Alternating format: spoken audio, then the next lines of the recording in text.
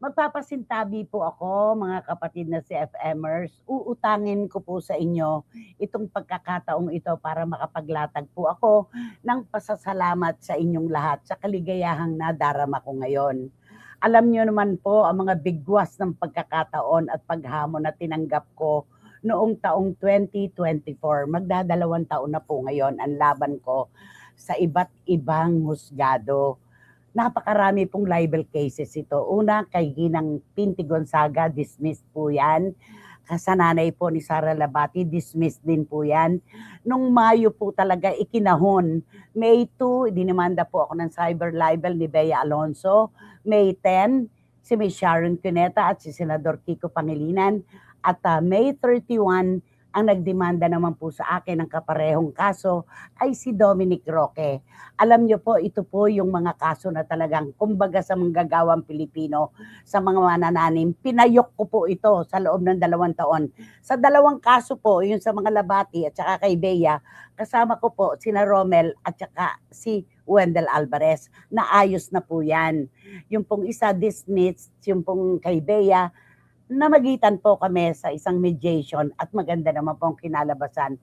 At kina Senador Kiko Pangilinan at Ms. Sharon Cuneta, ito po ay naayos nang wala silang anumang hiningi sa akin.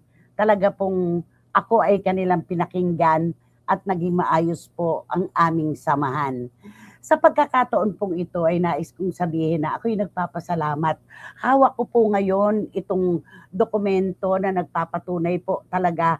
Nung marinig ko po, nung ako'y binabasahan na po ng depositive part nito, yung salitang acquitted, nagsumbong po agad ang aking puso sa aking mga mata.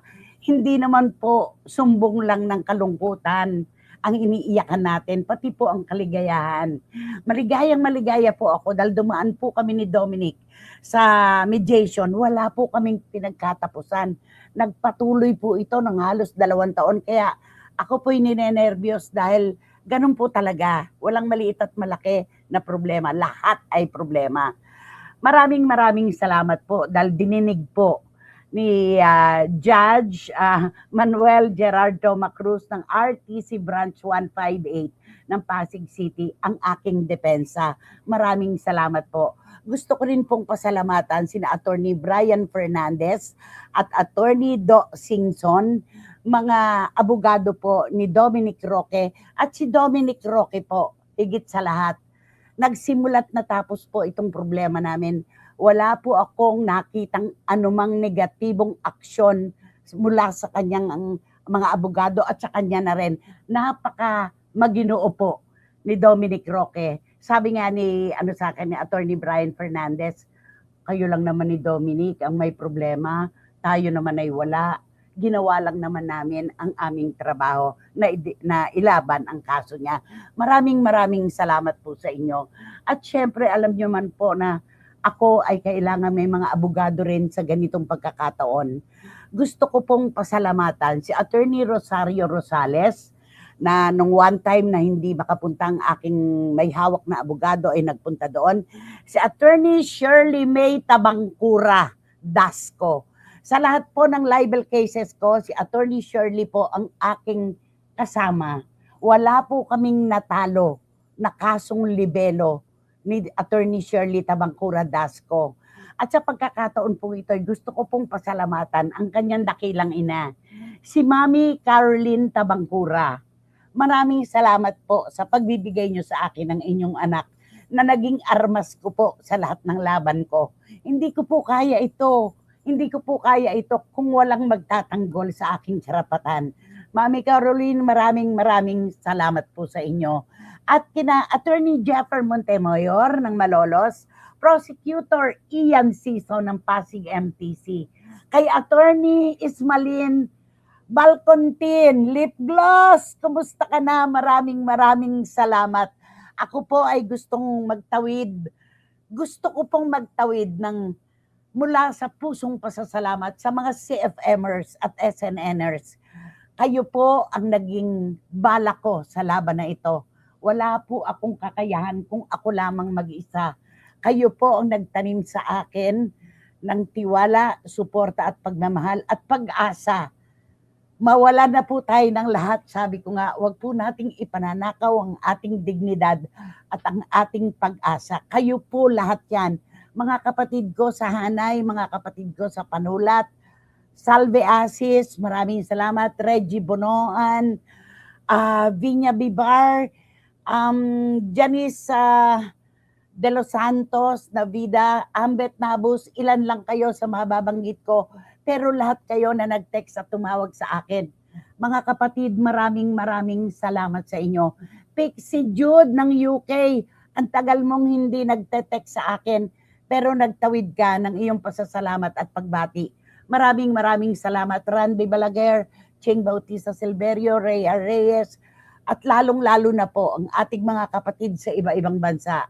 Wating-wating ng London, ang dami mong ipinahiram na lakas ng loob sa akin. Miss Nags ng Belgium, ganun ka rin. Kay Iram Lia, kay Lulu Malig, kay Rona Gayreal, maraming salamat.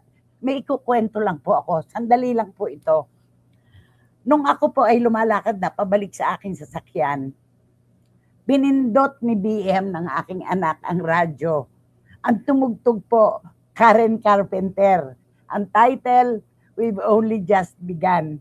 Lagi niyo pong narinig sa akin, paborito po ng nanay ko, ang namayapang si Karen Carpenter. Tapos We've Only Just Begun, paboritong kanta at paborito niyang singer. Tapos sabi ko, si nanay talaga kahit kailan, hindi ako hinihiwalayan. Siyempre, unang aking pananampalataya sa Panginoon na tulungan ako sa aking mga problema. Pero lagi po nating tatandaan na mayapa man po ang ating mga magulang, ang presensya po nila sa atin ay ipinararamdam. At naalala kong bigla habang nagbibiyahe kami, naalala niyo po yung munting ibong Maya na nakita kong nakalupasay sa aming bakuran, na nilagyan ko po ng chops, ng stick ng ice drop, nilagyan ko ng tali para siya ay makalipad. Pag ako po ay may problema, laging sinasabi ng nanay ko, anak, naalala mo yung ibon na nilagyan mo ng stick, tinalian mo, at muling nakalipad. Yun po talaga yung naisip ko kahapon. Iyak po ako ng iyak habang ako po ay bumibiyahe. Dina Roa, maraming salamat. Ang mga kaso pong ganito ay nangangahulugan ng paggising ng madaling araw. Pagbibiyahe ng hindi pa po sumisikat ang araw dahil ang traffic ay kailangan naming lampasan at kalabanin. Paghihintay sa piskalya at sa korte. Sa inyo pong lahat na nagmamalasakit sa akin, maraming salamat po. Thank you po. Walang katumbas ang pasasalamat na yan na ginagawad ko po sa inyong lahat. Mga staff ng SNN at ng CFM, Von Belenario, maraming salamat. Sa inyo pong lahat na nagpadala ng inyong mga mensahe, sobrang salamat. Mauubos po kasi ang oras pagka sinabi ko lahat. Gayson Magdadaro, Joby Francisco, lahat kayo ay minamahal ko. Grabe, Dan Clavesillas, hindi ko kayo malilimutan. Tita Nene Ulanday, mamaya po may pagkakataon pa rin para makapagpasalamat po ako sa inyo. Maraming salamat po. Muli, tapos na po ang mga kaso ko. Sabi ni Attorney Shirley Tabangcura Dasco, Nanay, hanggang sa muli, anak, tama na, kotang-kota na ako. Sabi ko,